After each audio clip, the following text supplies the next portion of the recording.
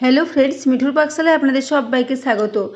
আজ আমি রাখি পূর্ণিমা স্পেশাল একটা মিষ্টির রেসিপি আপনাদের সাথে শেয়ার করছি। তো এই জন্য এখানে নিয়ে নিয়েছি পনির। তো এখানে আমি 250 গ্রাম পরিমাণে পনির নিয়েছি। পনিরটাকে একটা গ্রেটারের সাহায্যে একটু গ্রেট করে নেব, তাহলে রেসিপিটা তৈরি করতে সুবিধা হবে। সেই জন্য পনিরটাকে আগে এখানে একটু গ্রেট করে নিচ্ছি। তো বন্ধুরা, আজকে আমি একটা খুবই সহজ পদ্ধতিতে একটা মিষ্টির রেসিপি আপনাদের সাথে শেয়ার করেছি। এই রেসিপিটা বানিয়ে নেওয়া ভীষণই সহজ এবং উপকরণও বিশেষ কিছু লাগে না। 3টে উপকরণ দিয়ে এই মিষ্টিটা তৈরি হয়ে যাবে এবং এটা হাতে সময় কম থাকলে আপনারা চটজলদি এই রেসিপিটা বানিয়ে নিতে পারবেন। মাত্র 10 মিনিটে তৈরি হয়ে যাবে এই রেসিপিটা। তো দেখুন, আমি সমস্ত পনিরটা এখানে খুব ভালো করে একটা গ্রেটারের সাহায্যে গ্রেট করে নিয়েছি। তো এইভাবে গ্রেট করে নিলে রেসিপিটা তৈরি করতে সুবিধা হবে। তো সেজন্য এটাকে গ্রেট করে নেওয়া প্রয়োজন। তো এরপর আমি এখানে নিয়ে নিচ্ছি চিনি। তো আমি এখানে 250 গ্রাম পনিরের জন্য চিনি নিয়েছি হাফ কাপ, মেজারিং কাপ মেপে হাফ কাপ চিনি নিলাম। তো ওজন হিসাবে এটা 50 গ্রাম হবে। আমি এখানে চিনির পরিমাণটা কমই নিয়েছি। আবারও এখানে একটা উপকরণ মেশাবো, সেজন্য এটা একটু মিষ্টিটা কমই দিলাম। আপনারা যদি একটু বেশি মিষ্টি পছন্দ করেন সেক্ষেত্রে এখানে 1 কাপ পরিমাণে চিনি ব্যবহার করতে পারেন। তো এখানে চিনিটা দিয়ে খুব ভালো করে আমি হাতে করে আগে মিশিয়ে নিচ্ছি।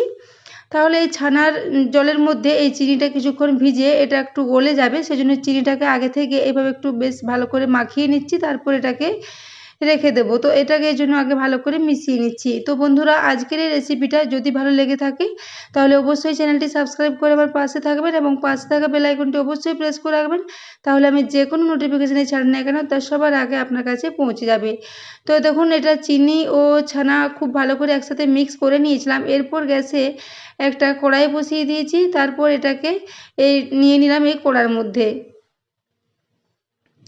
তো এখানে পনির ও চিনির মিশ্রণটা পুরোটাই কড়ার মধ্যে নিয়ে নিয়েছি। গ্যাসের ফ্লেমটা এখন একদম লোতে রেখেছি। লো ফ্লেমে এটাকে এভাবে একটু নাড়াচাড়া করে নেব, যাতে এটা কিছুক্ষণ নাড়াচাড়া করার পরে অনেকটাই শুকিয়ে যাবে। ছানার মধ্যে কিছুটা জল আছে এবং এই চিনির থেকেও কিছুটা জল বেরিয়ে আসবে। সেজন্য এটাকে প্রায় 2 থেকে 3 মিনিট পর্যন্ত একদম লো ফ্লেমে কিছুক্ষণ নাড়াচাড়া করে নিয়েছি। তো এইভাবে এটাকে নাড়াচাড়া করে একটু শুকনো শুকনো করে নেব, যাতে এই চিনির জলটা শুকিয়ে যায়। তো এই জন্য এটাকে আমি আবারও 2 মিনিট মতো নাড়াচাড়া করে নিচ্ছি। তো বন্ধুরা, আজকের রেসিপিটা বানিয়ে নেওয়া ভীষণই সহজ। সামনেই রাখি পূর্ণিমা, আপনারা এই পদ্ধতিতে এই রেসিপিটা একবার ট্রাই করতে পারেন, ভীষণই ভালো লাগবে। তো দেখুন, এরপর এটাকে আমি ক্রমাগত নাড়াচাড়া করতে করতে অনেকটাই শুকিয়ে নিয়েছি।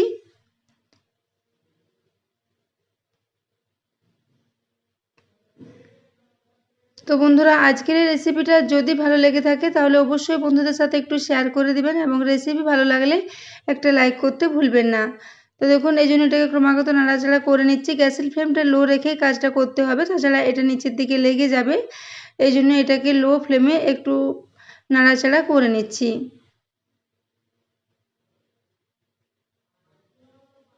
তো দেখুন, এটা এখন অনেকটাই শুকিয়ে এসেছে। এরপর আমি এখানে নিয়ে নেব গুঁড়ো দুধ। তো আমি এখানে আমুলের গুঁড়ো দুধ নিয়েছি হাফ কাপ পরিমাণে। তো এখানে আমি ওজন হিসাবে এটা 50 গ্রাম হবে। তো 50 গ্রাম চিনি নিয়েছি এবং 50 গ্রাম গুঁড়ো দুধ নিয়েছি 250 গ্রাম পনিরের জন্য। এইভাবে মেজারমেন্টে যদি করেন তাহলে রেসিপিটা ভীষণই ভালো মতো রেডি হবে। তবে মিষ্টিটা আপনারা যদি একটু বেশি পছন্দ করেন সেক্ষেত্রে একটু চিনির পরিমাণটা বাড়িয়ে দেবেন।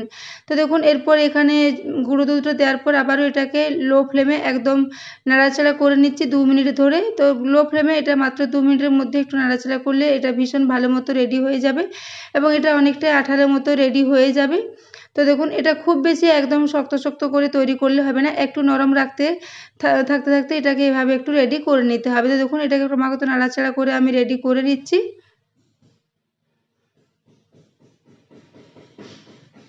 তো দেখুন, মিশ্রণটা এখন খুব ভালো মতো রেডি হয়ে এসেছে। এইভাবে এটাকে একটু লো ফ্লেমে রেডি করে নিচ্ছি। তো বন্ধুরা, আজকের রেসিপিটা অবশ্যই একবার ট্রাই করবেন। যে কোনো পুজো উপলক্ষে আপনারা এরকম ধরনের রেসিপি ট্রাই করতে পারেন। এটা ভীষণই সহজ পদ্ধতির একটা রেসিপি। তো এরপর আমি এখানে ফ্লেভারের জন্য একটা এলাচকে থেতো করে নিয়েছি। এরপর এলাচের বীজটা ছাড়িয়ে এর সাথে দিয়ে দিলাম, তাহলে এর মধ্যে বেশ একটা ভালো ফ্লেভার আসবে। তো দেখুন, এলাচটা দেওয়ার পরে এর সাথে খুব ভালো করে মিশিয়ে নিচ্ছি। তো সব মিলিয়ে এখানে প্রায় 5 থেকে 6 মিনিট ধরে আমি এটাকে একটু রেডি করে নিয়েছি। এটা রেডি হতে খুব বেশি সময় লাগবে না, ক্রমাগত নাড়াচাড়া করতে করতে এটা খুব ভালো মতো একটা মিশ্রণ রেডি হয়ে যাবে। তো দেখুন, মিশ্রণটা এখন অনেকটাই নরম আছে। এরকম নরম অবস্থায় এটাকে নামিয়ে নিতে হবে। এর বেশি নাড়াচাড়া করলে এটা খুব বেশি শুকিয়ে যাবে, তখন এটা তৈরি করতে অসুবিধা হবে। তো তখন এই পর্যায়ে এটাকে এখানে গ্যাস অফ করে নিচে নামিয়ে একটু ঠান্ডা করে নেব। তো বন্ধুরা, আজকের এই রেসিপিটা আপনারা অবশ্যই বাড়িতে ট্রাই করবেন। সামনে রাখি পূর্ণিমার দিন এরকম রেসিপি আপনারা ট্রাই করতে পারেন। এমনকি এরকম ধরনের রেসিপি আপনারা ভগবানকে ভোগ হিসাবেও নিবেদন করতে পারেন। তো দেখুন, এরপর এটাকে ক্রমাগত নাড়াচাড়া করে নিলাম। তো এটাকে এরপর আমি ওই যে থালাতে পনির ও চিনিটা মেখেছিলাম সেই থালার মধ্যে পুরো মিশ্রণটাকে নিয়ে নিচ্ছি। তো মিশ্রণটাকে নিয়ে একটু ঠান্ডা করে নেব, সেজন্য থালার মধ্যে একটু খুব ভালো করে এটাকে ছড়িয়ে নিতে হবে। তো এটাকে দেখুন থালার মধ্যে এভাবে খুব ভালো করে একটু ছড়িয়ে নেব, তারপর এটাকে ঠান্ডা করে নিচ্ছি। তো আপনারা চাইলে এরকম ধরনের ছানা বাড়িতে তৈরি করেও এই রেসিপিটা তৈরি করতে পারেন, কিন্তু হাতে সময় কম থাকলে এইভাবে বাজার থেকে কেনা পনির দিয়েও আপনারা এই রেসিপিটা তৈরি করে নিতে পারেন। তো দেখুন, এরপর আমি এটাকে এভাবে একটু হাতে করে মেখে নিচ্ছি, তাহলে এর মিশ্রণটা খুবই মসৃণ মতো রেডি হয়ে যাবে। তো এই জন্য হাতে করে এটাকে একটু খুব ভালো করে আমি একটা মেখে নিচ্ছি। এইভাবে এটাকে প্রায় 1 থেকে 1.5 মিনিট পর্যন্ত একটু খুব ভালো করে মেখে নেব, তারপর এগুলোকে একটা মিষ্টির আকার দিয়ে রেডি করে নেব। তো বন্ধুরা, বাড়িতে থাকা কয়েকটা উপকরণ দিয়েও এই রেসিপিটা তৈরি হয়ে যায়। গুঁড়ো দুধ, চিনি এবং দুধ তো সবার বাড়িতে থাকে। আপনারা দুধ দিয়ে ছানা তৈরি করেও এই রেসিপিটা খুব সহজেই তৈরি করে নিতে পারেন, কিংবা হাতে সময় কম থাকলে আপনারা বাজার থেকে পনির কিনে এনেও এই রেসিপিটা তৈরি করে নিতে পারেন। তো দেখুন, এরপর আমি হাতে করে এটাকে ক্রমাগত নাড়াচাড়া করে খুব ভালো করে একটু মেখে নিয়েছি। এরপর এখান থেকে বেশ কিছুটা করে মিশ্রণ নেব আর এটাকে একটা বেশ মিষ্টির আকারে তৈরি করে নিচ্ছি। তো দেখুন, এখান থেকে বেশ কিছুটা পরিমাণে মিশ্রণ নিয়ে নিচ্ছি। আপনারা চাইলে এটাকে গোল বা লম্বা যে কোনো শেপে রেডি করে নিতে পারেন। আমি এগুলোকে একটু চ্যাপ্টা চ্যাপ্টা করে তৈরি করে নিচ্ছি। তো দেখুন, এইভাবে কিছুটা পরিমাণ নিয়ে নিয়েছি। তো এইভাবে নেওয়ার পর এটাকে হাতে করে এইভাবে একটু গোল গোল করে তৈরি করে দু হাতে করে এইভাবে একটু চ্যাপ্টা চ্যাপ্টা করে নিচ্ছি। এইভাবে চ্যাপ্টা চ্যাপ্টা পেড়ার মতো করে এগুলোকে আমি রেডি করে নিচ্ছি। তো বন্ধুরা, আজকের রেসিপিটা ভীষণই সহজ, বানিয়ে নেওয়া খুবই সহজ এবং উপকরণও খুব বেশি লাগে না।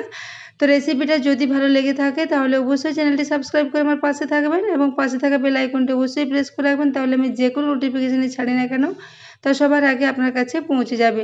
তো দেখুন, এখানে আমার একটা মিষ্টি রেডি হয়ে গেছে। এরপর এটাকে একটা প্লেটে নিয়ে নিচ্ছি।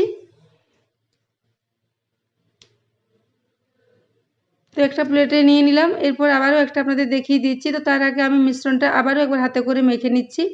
এটা যত ভালো করে মাখা হবে মিষ্টিটা তৈরি করতে ততই সুবিধা হবে। তো সেজন্য আমি হাতে করে আবারও একটু এটাকে খুব ভালো করে মেখে নিচ্ছি।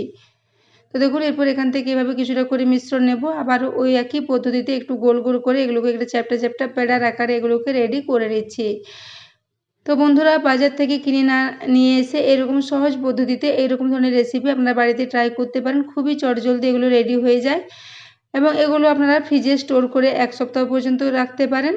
তো দেখুন, এরপর আমি এগুলোকে এইভাবে রেডি করে নিচ্ছি।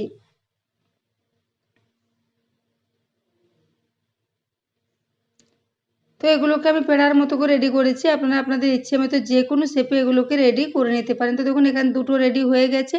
এই একই পদ্ধতিতে আমি সবগুলোকে রেডি করে নিয়েছি।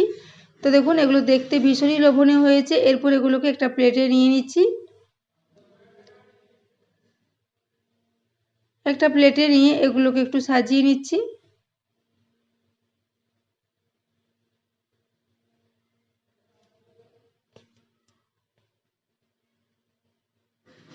তো দেখুন, এভাবে সবগুলো প্লেটে নিয়ে নিয়েছি।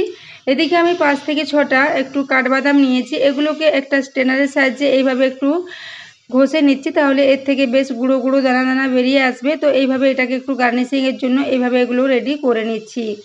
তো দেখুন, এগুলোকে আমি এভাবে একটু গুঁড়ো গুঁড়ো করে নিয়েছি। তারপর এগুলোকে এই যে মিষ্টিটা তৈরি করেছি এর উপরে কিছুটা করে দিয়ে দেবো, তাহলে এগুলো দেখতে ভালো লাগবে এবং খেতেও এর টেস্টটা ভীষণই ভালো লাগবে। তো সেজন্য আমি উপর থেকে এইভাবে কিছুটা করে গুঁড়ো প্রত্যেকটা মিষ্টিতে দিয়ে দিচ্ছি। তো এইভাবে সাজিয়ে নিচ্ছি। তো বন্ধুরা, আজকের রেসিপিটা অবশ্যই বাড়িতে ট্রাই করবেন এবং কেমন লেগেছে কমেন্ট করে জানাতে ভুলবেন না। খেতে ভীষণই টেস্টি হয়েছিল, একদম বাজারের মতো মিষ্টির টেস্টে এটা তৈরি হয়ে যাবে। তো দেখুন, প্রত্যেকটা মিষ্টির উপরে এভাবে কিছুটা করে গুঁড়ো দিয়ে দিয়েছি, তারপর এগুলোকে সাজিয়ে নিয়েছি। তো দেখুন, এরপর একটা প্লেটে আমি এগুলোকে এভাবে সাজিয়ে নিয়ে সার্ভ করে দিয়েছি। এরপর একটা আপনাদের কেটে দেখিয়ে দিচ্ছি। মিষ্টিটা দেখেই বুঝতে পারবেন এটা কত সুন্দর মতো রেডি হয়েছে। দেখুন, একদম পারফেক্টভাবে তৈরি হয়েছে। তো একটা আপনাদের ভেঙে দেখিয়ে দিচ্ছি। দেখুন, দেখুন একদম পারফেক্ট সন্দেশের মতো এগুলো রেডি হয়েছে বন্ধুরা। তো আজকের রেসিপিটা এতক্ষণ পর্যন্ত দেখার জন্য আপনাদের অশেষ ধন্যবাদ। তো দেখুন এগুলো খুবই নরম, হাতে নিলে খুব সহজেই ভেঙে যায়। তো বন্ধুরা আজকের রেসিপিটা এতক্ষণ পর্যন্ত দেখার জন্য আপনাদের অশেষ ধন্যবাদ। আবারও চলে আসবো নিত্য নতুন কোনো রেসিপি নিয়ে।